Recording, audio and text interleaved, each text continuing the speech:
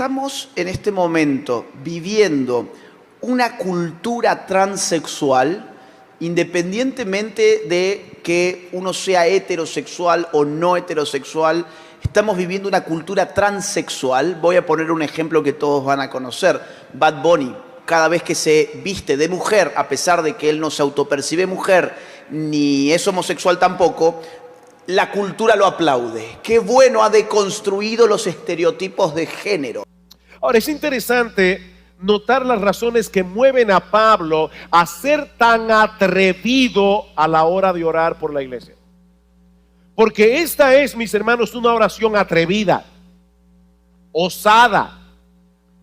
Y Pablo tiene razones de por qué él ora aquí como él ora. Noten una vez más el versículo 14. Por esta causa doblo mis rodillas ante el Padre de nuestro Señor Jesucristo. ¿Por causa de qué? Bueno, obviamente por lo que él ha dicho antes en la carta. ¿Y de qué estaba hablando Pablo cuando introduce de repente esta oración?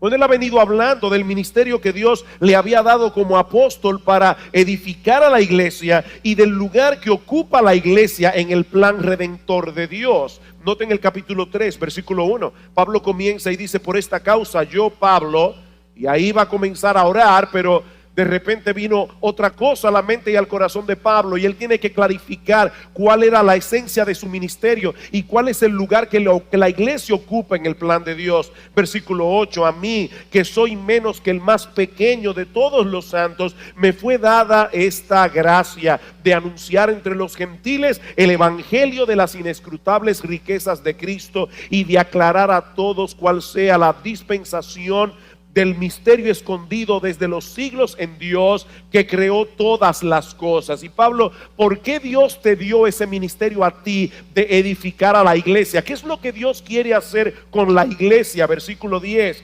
para que la multiforme sabiduría de Dios sea ahora dada a conocer por medio de la iglesia a los principados y potestades en los lugares celestiales, conforme al propósito eterno que hizo en Cristo Jesús, Señor nuestro. Dios diseñó la iglesia para mostrar a través de ella las inescrutables riquezas de Cristo reveladas en el evangelio, y para hacer un sorprendente despliegue de su sabiduría en todo el universo. A ver, es que esto va en serio. ¿Cuál es la diferencia entre luchar políticamente por tu pronombre de género, por tus hormonas sintéticas provistas por las industrias farmacéuticas, por tus cirugías de reasignación de género y por tus autopercepciones? ¿Cuál es la diferencia, insisto, en luchar políticamente por eso y luchar por tu fe, por tu familia, por tus hijos, por tu libertad, por tu patria? Ellos saben muy bien que en nuestra gente hay una energía que está dormida, lamentablemente, pero que en cualquier momento se puede activar. Y en el momento en que esa energía se activa, sobrevienen cambios que pueden poner patitas en la calle a muchos esos que están escribiendo esos informes. Vamos a poner un ejemplo político del Brasil. Bolsonaro llegó en el año 2018 porque tuvo el apoyo de sectores evangélicos. Eso los aterró tanto que la Universidad de Columbia creó, pocos meses después, una plataforma periodística llamada Transnacionales de la Fe, financiada con millones de dólares, para, a través de 12 medios de comunicación latinoamericanos, denigrar a los sectores evangélicos, porque se dieron cuenta que eran una fuerza política y que estamos idiotizados. También nosotros lo estamos idiotizados porque hemos comprado el discurso de que todo nuestro quehacer social pasaba por estas cuatro paredes. Y que a la hora de ir a votar, no, ¿para qué vamos a ir a votar si a mí lo único que me importa es venir el domingo a la iglesia? Eso es un tema secular. A la hora de opinar sobre asuntos y de valorar lo que pasa en el espacio público, nos idiotizamos porque nos replegamos, porque no aprovechamos que la mayor parte de nuestros países quiere la verdad, quiere el bien, quiere la belleza, pero nos han hecho creer que nosotros éramos ciudadanos de segunda.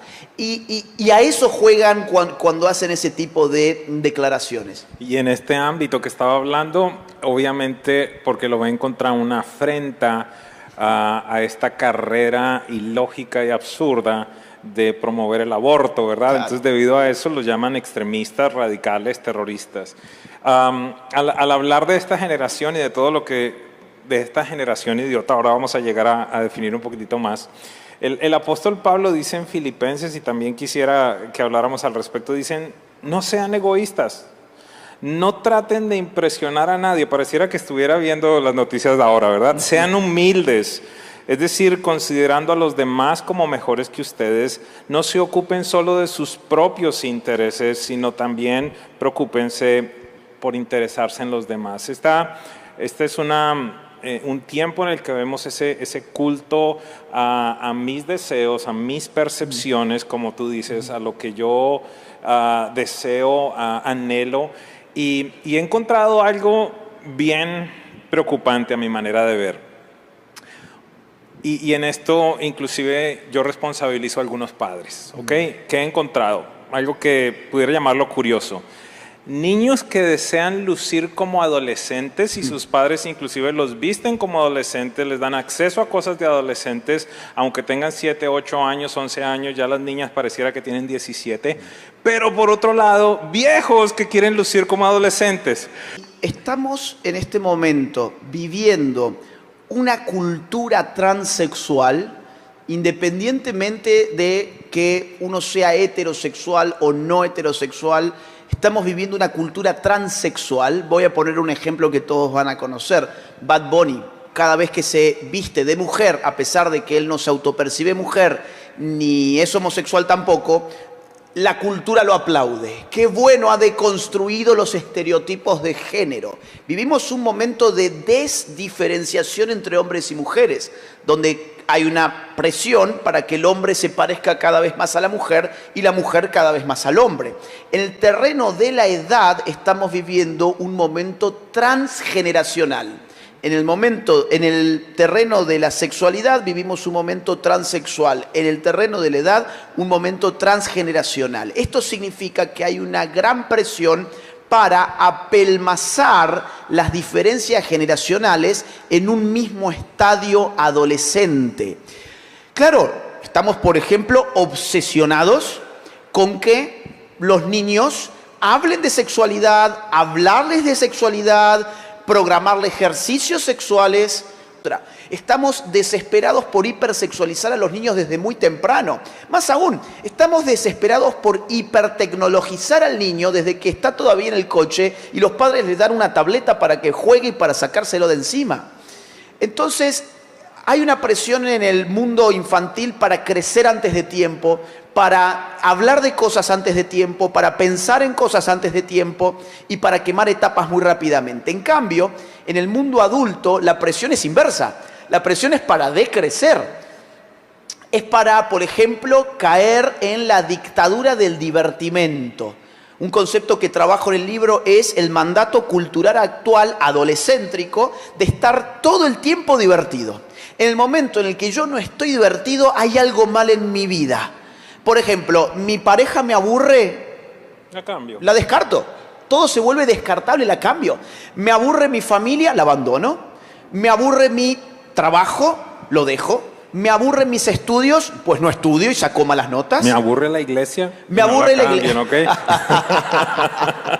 Y ese es un gran problema porque, claro, esos son dispositivos adolescentes. Por ejemplo, el adolescente, según la psicología de Erik Erikson, que fue un gran psicólogo de los Estados Unidos, la adolescencia era un momento en el cual el individuo no había podido coagular su identidad.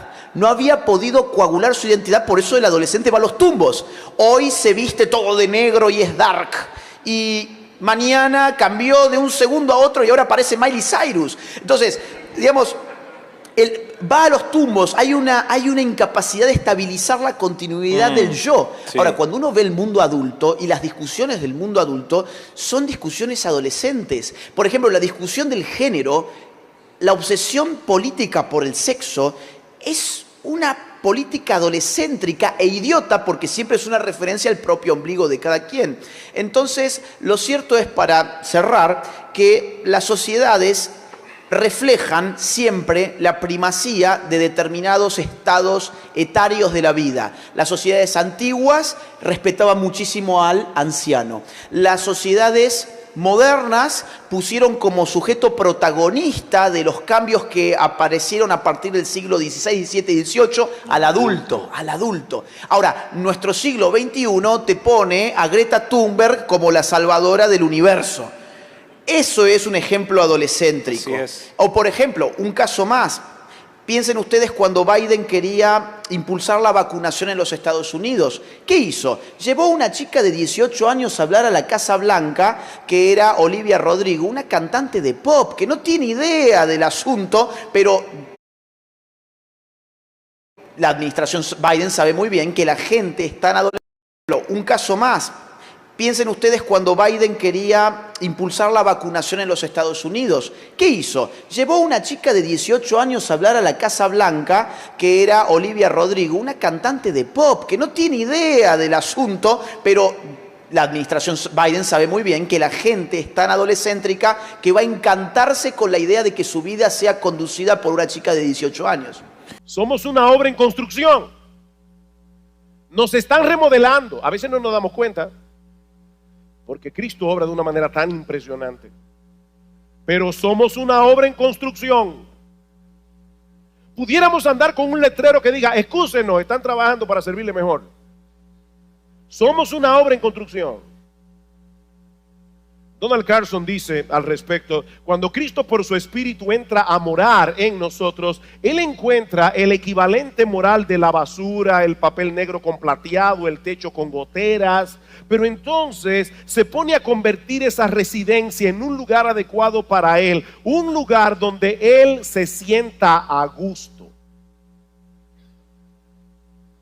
Por eso decíamos al principio que estamos en un proceso de remodelación.